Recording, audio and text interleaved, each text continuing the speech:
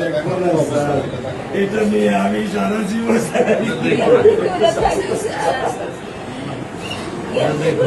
আমি কি করে দেবেন সারা জীবনে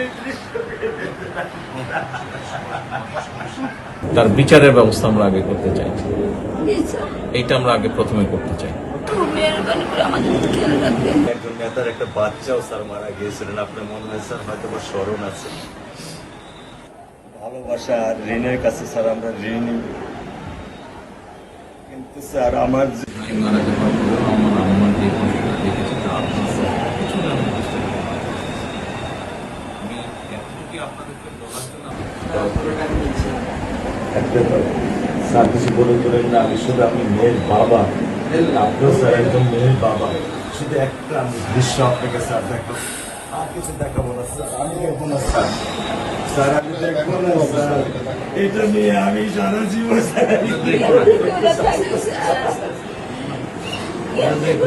আমি কি করে দেবেন সারা জীবনে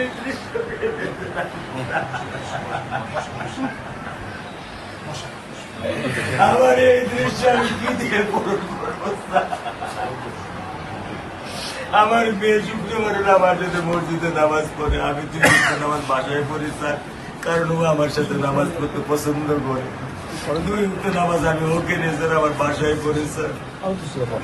আল্লাহ আমি জানি না আল্লাহ তাআলা আমার কোন পরীক্ষা করেছে, এই দুঃখ এই কষ্ট মৃত্যু ছাড়া আমার আর কোনো শেষ নেই স্যার, আর কোনো শেষ নেই স্যার। এই মেয়ের লেখাপড়ার দায়িত্ব মাননীয় প্রধানমন্ত্রী নেবে। আপনাদেরকে শক্ত হতে হবে, তাই না? আপনার তো বড় মেয়েটা রয়ে গেছে, এখন তো ওর জন্য আপনাদেরকে শক্ত থাকতে হবে।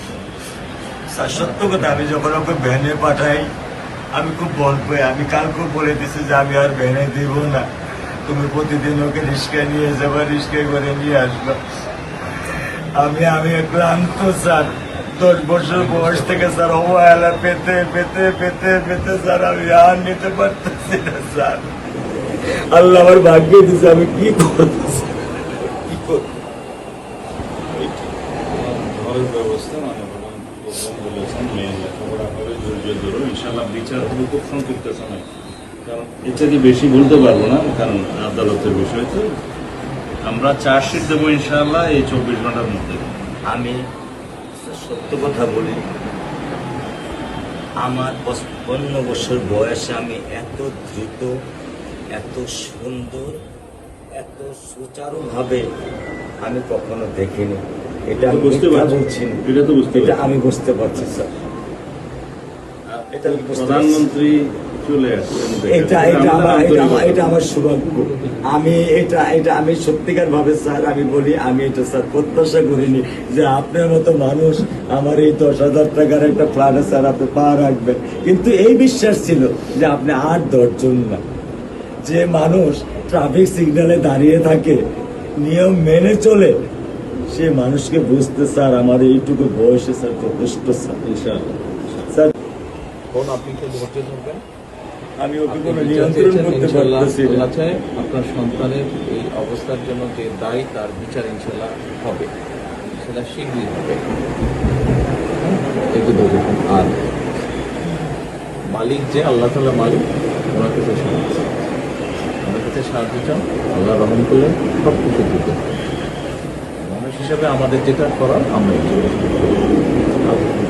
স্যার স্যার মিরপুর 10 নম্বর আইডিয়াল স্কুলে ক্লাস 9-এ পড়ে স্যার।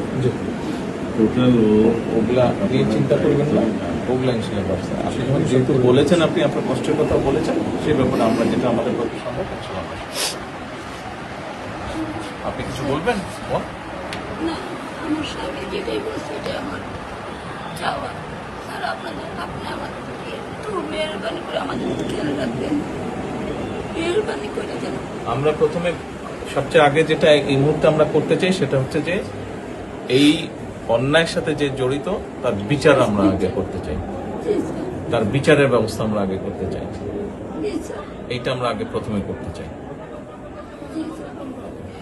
আপনাদেরকে শক্ত থাকতে হবে, ধৈর্য ধরতে হবে, ওর দিকে তাকিয়ে শক্ত থাকতে হবে।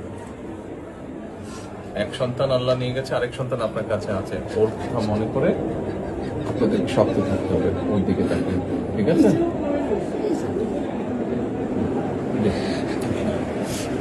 চলে আসছে, হ্যাঁ ভাই চলে আসছে, আজকে চলে